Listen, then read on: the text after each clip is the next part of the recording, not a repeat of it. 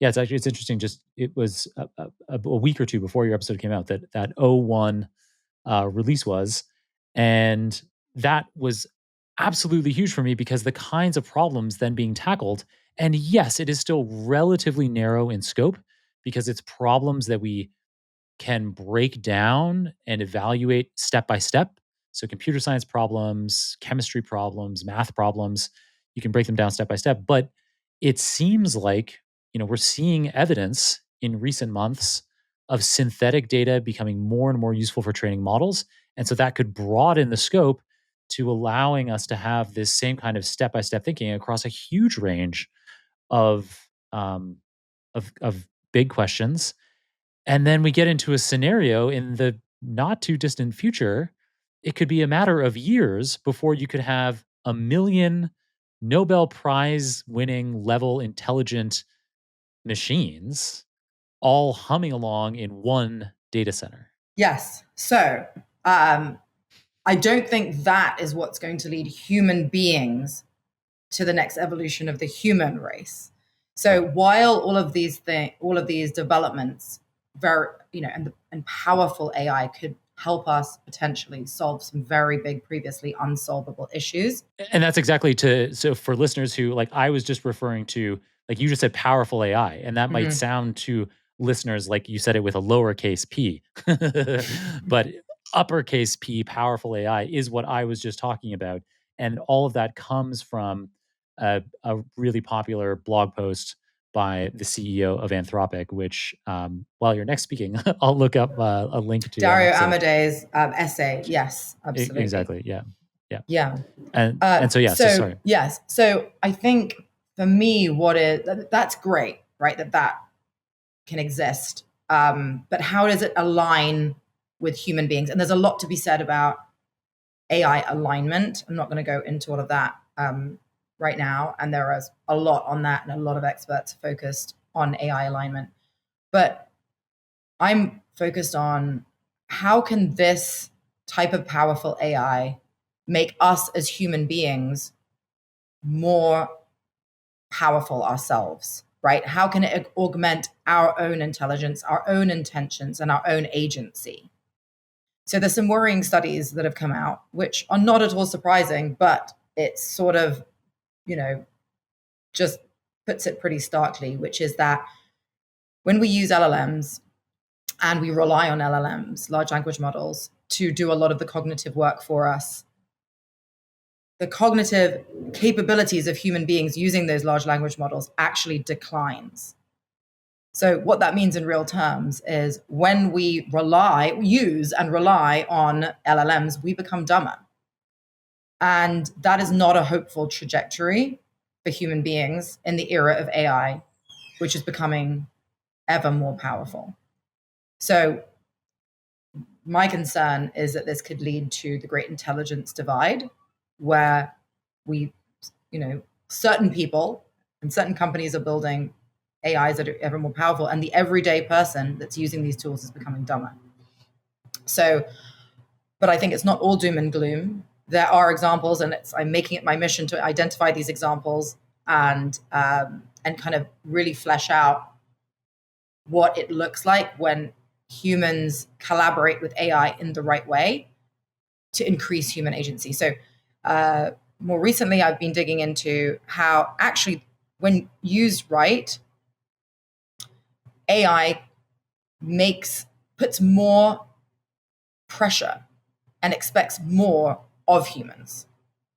Okay, so let's think about the research. So Ethan Mollick and others have done some analyses and shown, like, kind of on average, when white collar workers use AI, on average, their performance increases by about 15%.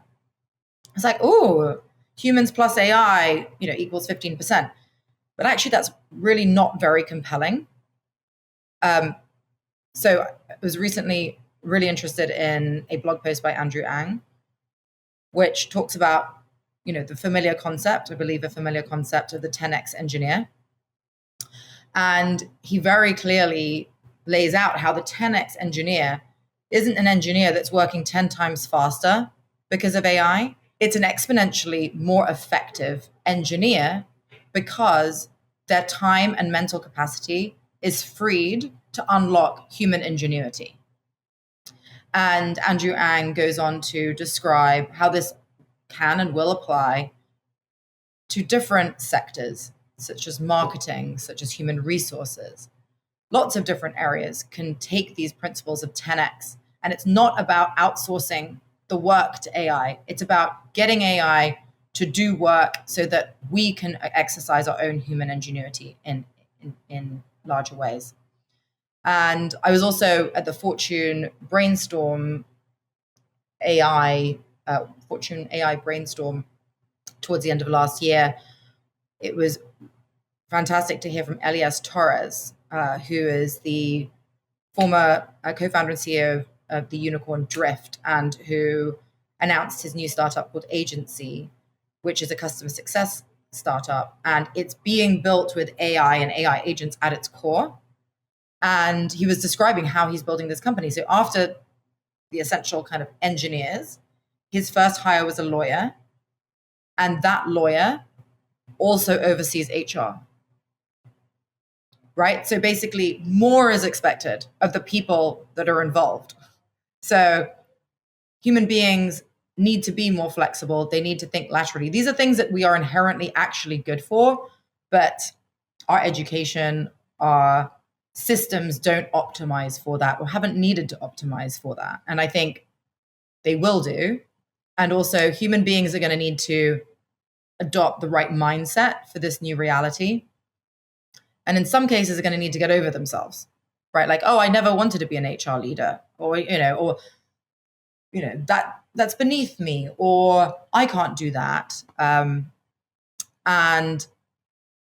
actually, Varun shared a tweet with me a while ago, and it was something like, it's a race between engineers who can let go of their egos and non-technical people who can basically learn to be technical. And so, but in both cases, it requires a mindset shift, right? So for the technical people, it's like, okay, so now what I do has kind of been democratized. So like, what am I going to do about that rather than feeling egotistical and protective over it? And for the non-technical people, saying I'm not a coder is no longer a valid barrier, because you could be. And so actually personally, that I fall into that camp. And so I talk about this and I'm trying to walk the walk. So I'm trying to build some stuff, and that's the camp I want to be in, because you've got an idea, more than ever, you can make it happen. Yeah, and you have been walking the walk, because in early December, I hosted an AI agents conference in the O'Reilly platform. And I think only one or two of the sessions that day had hands on coding elements, but you were right on top of it, same day, asking for access to the GitHub repos and experimenting with those AI agent implementations. And so you're very much on that way. And you're absolutely right. It is now more accessible than ever, because you can be using these same large language model tools that are allowing a lot of the linguistic capabilities that we're describing in this episode, in order to be able to get information on what lines of code are doing, on just generating code. And you can competently, with the assistance augmented by AI, as an augmented human like you are, Natalie, you're able to take these tools and be, coding. And just as well, in many ways, as people who have lots of experience in the space. It's actually very interesting, right? Because I feel like that is a narrative which I've just communicated myself, that anybody with an idea can now make that idea happen themselves, because they can code. They can instantly code. There is, in my personal experience, still a learning curve. I actually am a linguist, so I actually have studied.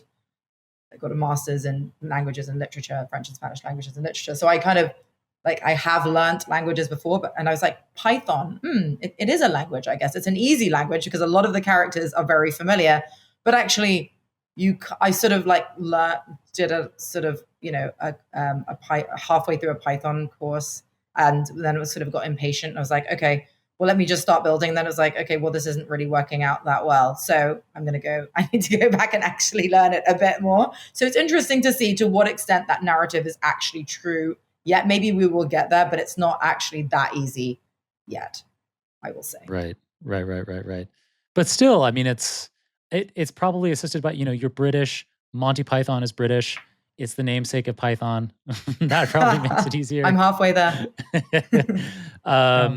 No, it will for sure get easier and easier. And I think that what you described there, I think I've always thought is the optimal way to learn anything is by having something that you'd like to accomplish. And so there's going to be some amount, okay, this thing that I want to accomplish, this AI agent that I want to build is in the Python programming language. I better start reading a Python programming language book to at least have some of the basics. And then you set out on on that mission. And you're like, wow, this is, a lot of this seems tangentially related to what I wanted to be doing. It seems to be holding me back from my objective of doing the goal. So let me try tackling the goal. And and there's some kind of meeting in the middle. And where that middle is will be different for every individual based on what they've already learned in the past and the experiences they have. But I think having that idea of some specific thing that you're trying to accomplish, something new that is yours, I think is the best way to be learning. Yeah, no, it's fantastic actually. And so, and I was like, okay, I actually asked Claude one day a few months ago. So this is my thesis, the virtual human economy. What could I build with you? And so it knew a lot about it. Just, I was like building my website with it and all the content. It knew a lot about me, and it gave me some great ideas. And I was like, oh wow, I can actually do that. And then I refined, and I was like, no, I want it to be like this. And so I've got some things which are, despite the kind of derailments and stuff, is like, I know what it is I'm trying to do, and I'm going to have to use my human ingenuity to figure out the best way to get there.